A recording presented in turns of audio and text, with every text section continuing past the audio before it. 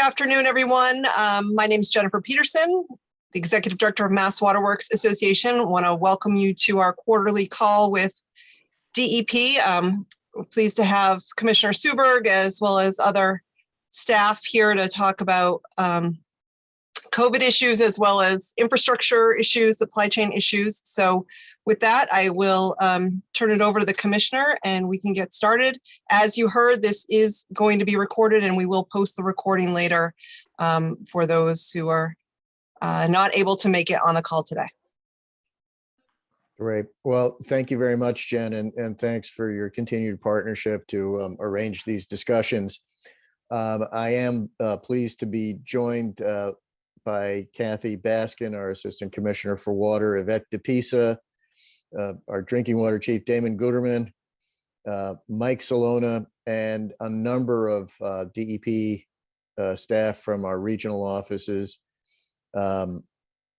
Mike Maynard isn't joining us today, but I understand Mike Salona will be able to give an update from the licensing board, and we'll call on him in a little while to do so. We're going to be spending a good bit of time. I suspect there's a lot of interest in the ARPA and now the infrastructure funding, and we're prepared to talk about that. Maria Pinode from our Clean Water Trust program is here and will be able to provide the most up-to-date information. And I think there is some more recent information that we'll be talking about. But in the meantime, I think we're joined by Jane Downing of EPA. And Jane, it's great to have you. And we wanted to offer the floor to you to see what kinds of things EPA would like to talk about. Thank you, Commissioner, and thank you, Jen. Am I coming in okay? We can hear you fine.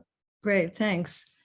So I do want to start with the bipartisan infrastructure law, the bill, as you've heard, and it is very much in the minds of everybody here on the call and across the country. It's the start of an extraordinary opportunity for all of you to do some tremendous things in infrastructure. We're looking at, in drinking water alone in Massachusetts, and I know you'll hear more, but we're close to 125 million just under the bill alone, on top of other funding opportunities, including your SRF-based programs. So today, the news is that the implementation memo was released. So it's called the Bill Implementation Memo. If you go online, you can check it out. There's also a fact sheet that provides information about the various components of bill. There are 5 different pots of money on the drinking water side. There are 3 different pots of money on the wastewater side. It can be confusing. And there are particular nuances relating to subsidies, of which there are a lot. So I suggest that all of you get online, take a look at it. It was mostly addressed to state staff to understand, again, all the intricacies of bill, but it gives you an awful lot of information.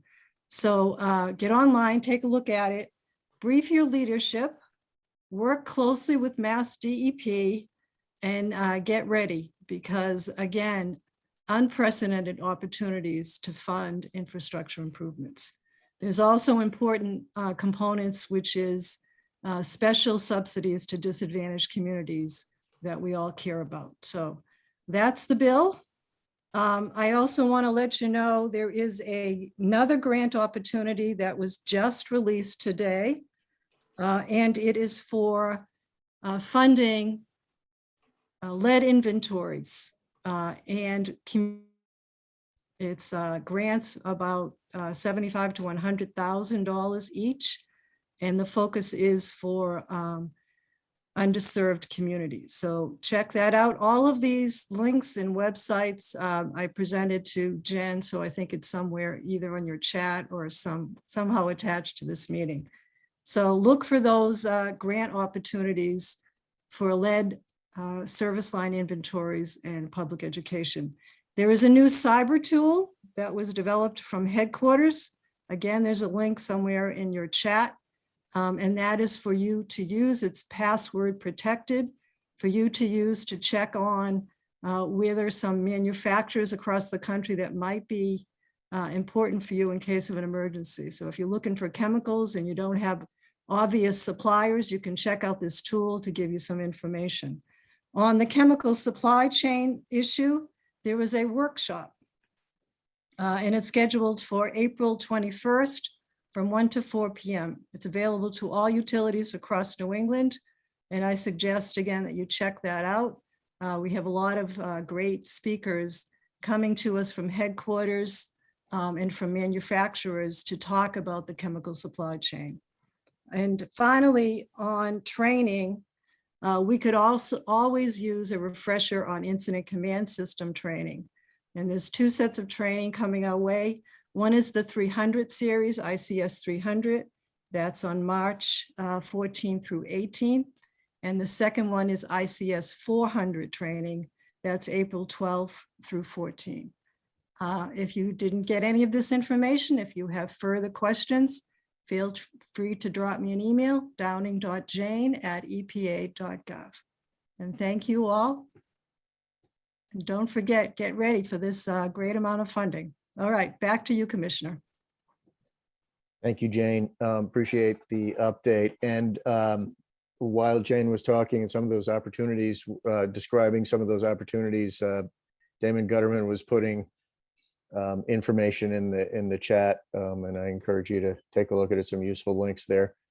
Given that funding is so much on our minds, we have this most recent news about the infrastructure funding that we're all starting to digest now, and looking forward to working with everybody on to make sure that we're making the best use of that funding. This is on top of about $100 million in ARPA funding, American Rescue Plan funding from earlier this year that the Clean Water Trust and where it's been specifically designated DEP are administering.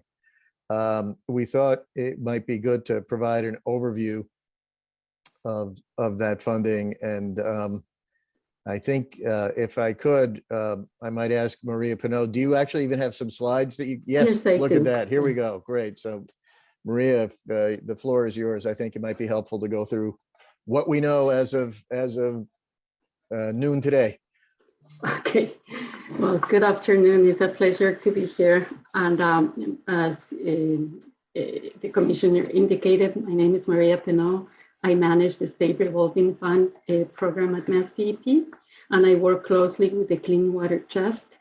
MassDEP manages the projects, and the Clean Water Trust manages the program funding. Today, I will be providing a very brief overview of the supplemental fundings that are coming to the State Revolving Plan program. And there are 2 new sources of funding. One, I don't know if you have the presentation up. Okay, so the first source of funding is the American Rescue Plan of 2021, also known as ARPA. The Massachusetts legislature appropriated $100 million of these funds to the Clean Water Trust to support water infrastructure projects through the State Revolving Fund programs. Of these funds, almost $13 million came with earmarks to specific projects, so those are not available. But the remainder of the funding, about a little over $87 million, the trust intends to use these funds to provide principal forgiveness to lower the cost of construction projects for the existing projects under the 2021 intended use plans. $60 million will go towards that project, and approximately $20 million will be allocated for combined sewer overflow construction projects that appear in the 2022 intended use plan. Next slide, please. This figure has more detail on the ARPA funding. There are a total of 52 projects. 20 of those are drinking water projects. There are 10 PFAS projects proposed to receive 20% of a principal forgiveness. That's off of the total cost of the project. There are 2 small systems that are proposed to receive 15% principal forgiveness, and 8 projects that will receive 10% of principal forgiveness. And in the clean water side, there are 32 projects, and only 1 is a CSO project proposed to receive 15% in principal forgiveness, and all the other projects will receive 7.5%. Next figure, please. So this slide shows the geographical distribution of all the projects. And as you can see, they are located across the Commonwealth. So many communities will benefit from this, this funding. The table below also shows how many projects are allocated by regional of MassDEP. Next slide, please. So for the supplemental funding under the infrastructure law, as you heard today, we just received the guidance memo. I quickly glanced through it, and it's pretty much in line with what I had expected. The figures are slightly different, but in the same range. So I didn't have a chance to revise these slides, but I will do so in the future. So the BIL funding comes from the bipartisan infrastructure law that provides $43 billion in supplemental funding for the state SRFs nationwide. For Massachusetts, it's about $1.2 billion over a period of 5 years. And this funding is in addition to the capitalization grants that we receive from EPA. And for Massachusetts, that is $55 million for clean water SRF and about $25 million for drinking water SRF. This BIL funding, as I indicated, will be coming over the next 5 years, and it expands the program capacity for loans, but more importantly for additional subsidies. And this will be for the current project eligibilities. Next slide, please. There are 5 separate grants that are available. 3 are for drinking water SRF, and those are a lead service line replacement project grant. And what's significant about this grant is that 49% of these funds are to be provided as additional subsidies to communities, and 51% of those will be available for SRF loans. And these funds will continue to revolve into the program for years to come. So this will continue to expand our capacity into the future. The second grant opportunity is a supplemental grant to expand the base program for all eligible projects. And again, 49% of these funds are to be provided as additional subsidies, or in our case would be principal forgiveness. And the third supplemental grant is to address emerging contaminants. And for drinking water, it specifically focuses on PFAS, although there are other emerging contaminants as well. And the most important feature of this grant is that 100% of these funds are to be provided as subsidies or principal forgiveness. For clean water SRF, there are 2 grants, a supplemental grant for the base program, and these funds are available for all eligible projects. And again, 49% of these funds are to be provided as additional subsidies for principal forgiveness. And the second grant for clean water SRF, again, is an emerging contaminants grant. And these funds are to be provided also 100% as principal forgiveness. The next slide, please. So this table lists the estimated supplemental bill funding that is being invested in Massachusetts. And as I indicated earlier, these figures are slightly different of the final ones that we just got today, but in general, they are in the same magnitude. And here we have it listed by calendar year. And as you can see, in 2022 is the lowest amount, and it keeps on increasing over time. And this, I believe, was done by design. That way we can slowly start ramping up the programs and get an opportunity to expand. And the figures that I have here also include the state match, and will be investing an additional almost $1.2 billion in the 5 years. And as I indicated, this is in addition to the annual capitalization grants. Next slide, please. And this final slide is just a reminder for the SRF application process. To access this funding, communities need to participate in the state revolving fund. And this process takes about 18 to 2 years from initial project proposal to having a loan issued and begin construction. Therefore, planning early is key. MassDEP does work with the communities to work and meet their project needs, but in general, having projects ready to proceed is key. The SRF program deadlines are established according to EPA grant requirements and are therefore fairly fixed. It is imperative that especially construction projects are ready to proceed when the application is filed.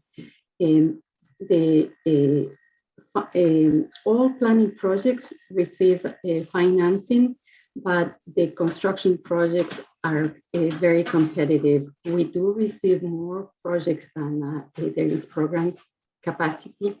Therefore, MassDEP evaluates all the proposals and we rank them using established criteria. This criteria includes the type of a problem that needs to be corrected, the populations affected, how effective the project will be in solving the problem, and whether the project is needed to achieve compliance, especially with meeting standards in the drinking water program. Because the demand is so strong, only the priority projects that make the intended use plan are offered financing. And once a project appears in the final intended use plan, the loan application can be submitted. I would like to highlight a key deadline is the June 30th deadline for the local appropriation of the project at town meeting. This usually is one of the key factors in obtaining a loan. And the SRF loan agreements are typically issued before the end of the IUP year. So if there are any questions, I'll be more than happy to address them at this time. But I have also included my contact information. If anybody would like to reach to me or to the Clean Water Trust, we're always ready to meet with communities or any project proponents that would like to come and participate in the program. So thank you.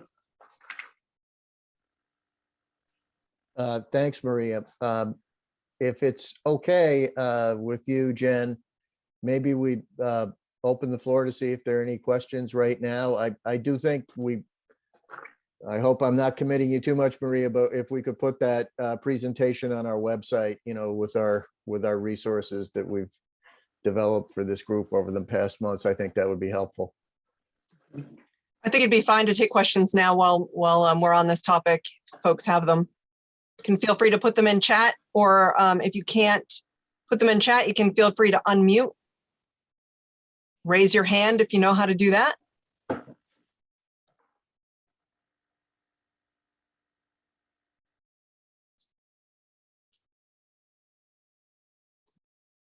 All right, it's not looking like I'm seeing any raised hands. We did get a question about the presentation, so that would be great, Commissioner, if that could be posted on the website as well with the recording. Okay. All right, so I think we can move on to the next topic if you'd like. Terrific.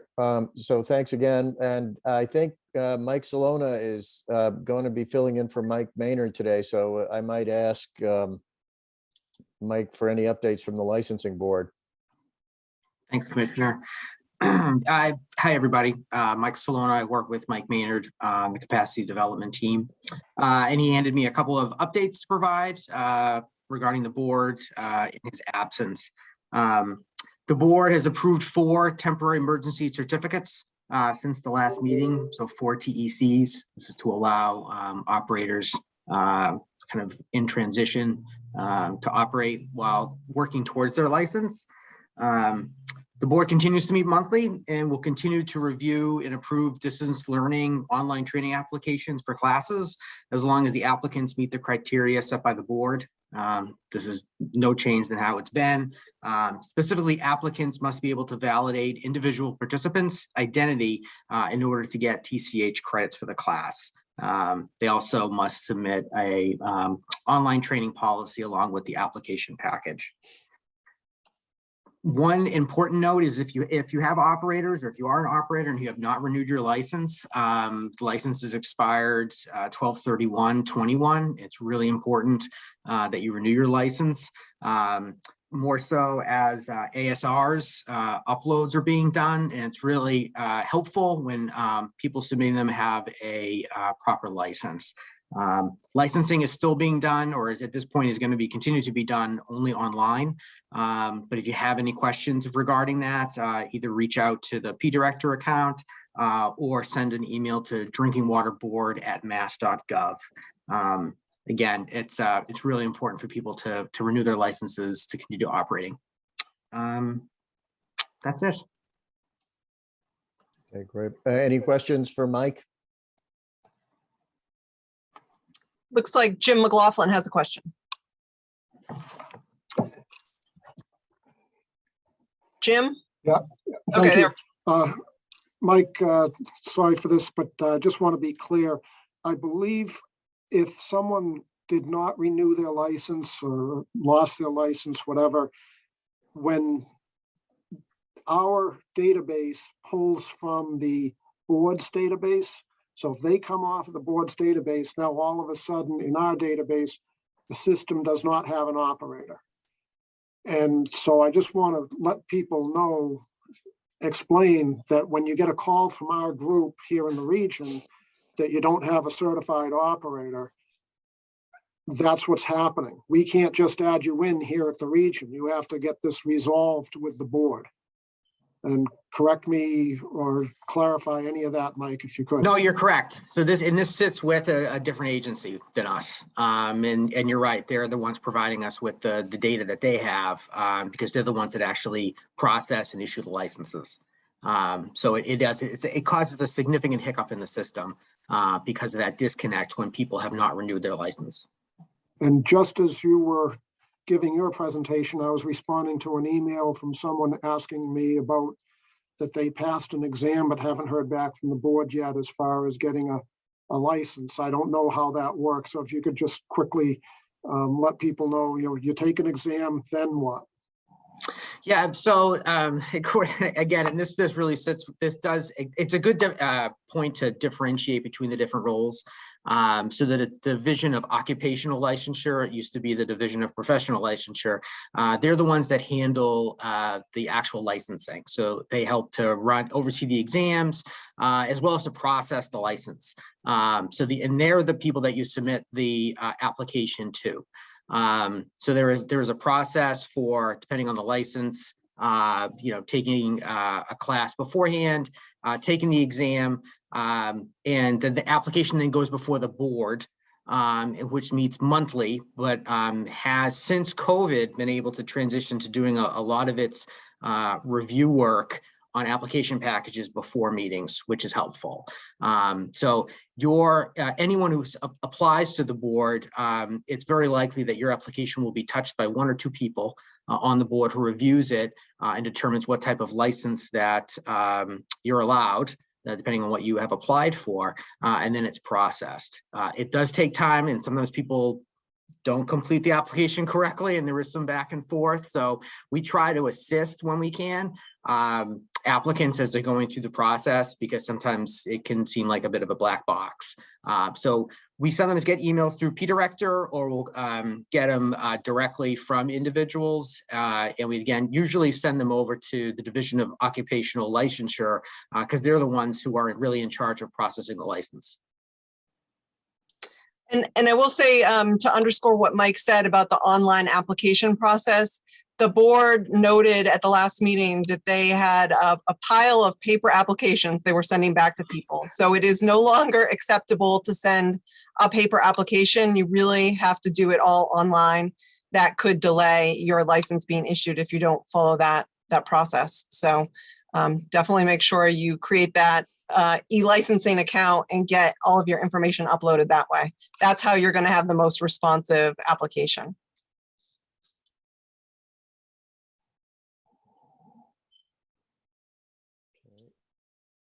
All right, Commissioner, I think I don't see, Jim Kilhart is giving us a... Oh, he's applauding. Maybe he's applauding. So, Jim, did you have a question as well, or are you?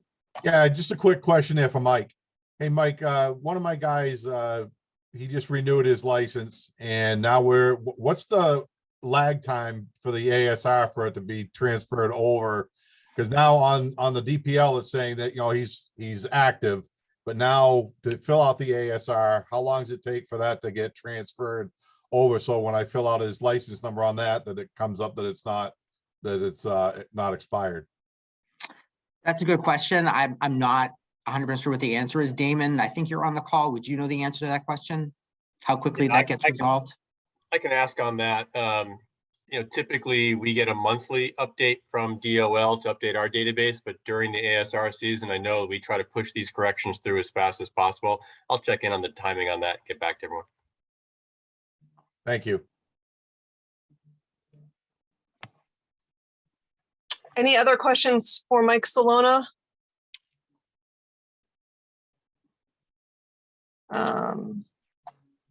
And Kathy has put that drinking water board at mass.gov email in the chat. If anyone needs to contact the board, that's the email. Okay, Commissioner, I think we can move on. Well, thank you, Mike. I think we covered, the EPA update. We talked a little bit about funding, and then we've talked about licensing. I think I might turn it to Kathy Baskin just to make sure we haven't missed any of the topics we wanted to talk about, but I think those were the big 3 for us. That's right, Commissioner. Okay, so if now it's a good time for other questions and comments, seems like this is the time to do it. Sure. So again, you can type your questions in chat. You can raise your hand or you can unmute. And if you're on the phone, I know we do have a couple of people on the phone. It's *6 if you're on the phone to unmute.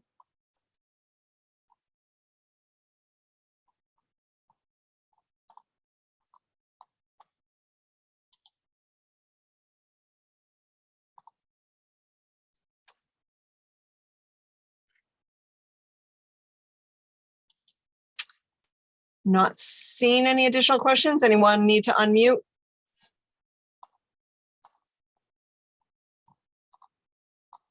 All right. I think we have probably covered it then. Thanks again to the commissioner and staff for doing these calls quarterly. Our next one is scheduled for June, I think. June 14th. June 14th. Thank you, Commissioner. So that would be the next time we get together. There is training going on in the meantime. As Mike said, we are still doing online training, but we are also all trying to get back to in-person training and opportunities. So New England Waterworks Conference is going to be in person at Worcester this year. You can definitely take advantage of that as an in-person opportunity. Barnstable County Water Utilities is planning the Southeast Drinking Water Fair in June. So that will be another opportunity for in-person TCHs. And in the meantime, if you have any questions about the funding or any issues on supply chain, feel free to reach out to me and I will forward them along to DEP. And again, thank you all for participating today. Oh, and Yvette reminds me, we have Drinking Water Day, which is May 10th this year, and it will be in person. The commissioner will be there to hand out awards. So thank you to DEP for supporting that effort. So we are going to the Devon's Common Center on May 10th to recognize all of the outstanding work of the water systems for 2021. So thanks for that reminder, Yvette. All right, am I missing anything else? All right, great. Well, thank you all for attending. Have a good rest of your week, and we'll be in touch as we get more information on the funding and supply chain issues and that sort. So thank you all. Thank you.